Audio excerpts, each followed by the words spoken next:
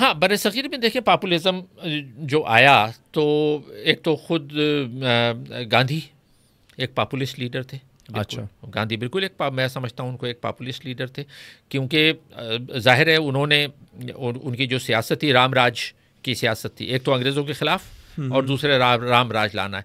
अच्छा, उनका जो राम राज का नारा था उसने उनकी मजमूई तौर पे सेकुलर सियासत को नुकसान पहुंचाया। मैं सेकुलर सियासत इसलिए कह रहा हूं कि वो ज़ाहिर है हिंदुओं मुसलमानों के ख़िलाफ़ नहीं थे, दूसरे मज़ाहिब के ख़िलाफ़ नहीं थे, वो प्रैक्टिसिंग हिंदू थे, लेकिन प्रैक्टिसिंग हिंदू होने के बावजूद वो दूसरे मज़ाहिब को ऐसे टारगेट नहीं करते थे, उनके ख़िलाफ़ बात नहीं करते थे, लेकिन फिर भी वो रामराज का नारा लगाते थे। तो उन्होंने एक तरफ गांधी ने मज़हब को इस्तेमाल किया, दूसरी तरफ उन्होंने जो है वो ये कहा कि जी बाहर के लोग जो हैं वो आके यहाँ अपनी चीज़ें बेचते हैं, तो जो स्वदेशी माल इस्तेमाल किया जाए और विदेशी माल को जलाया जाए।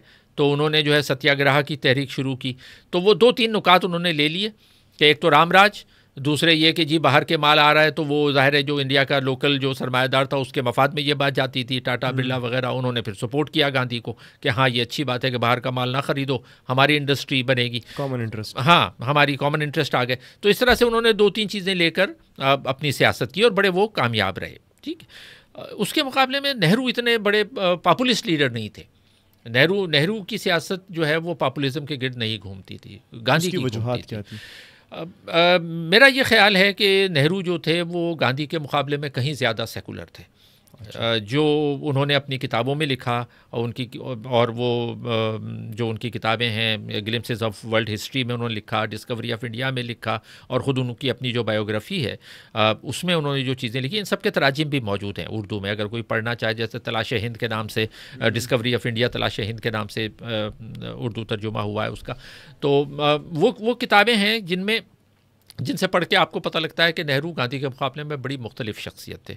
वो पॉपुलिस्ट सियासत नहीं करते थे, वो बड़े सेकुलर आदमी थे, और वो हिंदू नेशनलिज्म का नारा जैसे गांधी ने लगाया, रामराज का नारा वो कभी नहीं लगाते थे, बल्कि वो मज़हब के बारे में बहुत क्लियर थे नेहरू जो थे। तो मच मोर सेकुलर पर्सन।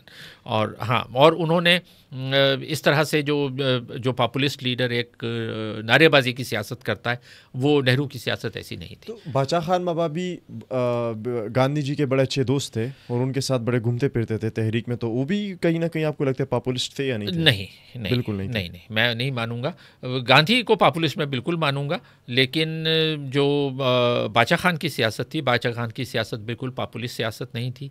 वो रियल इश्यूज़ पे बात कर रहे थे।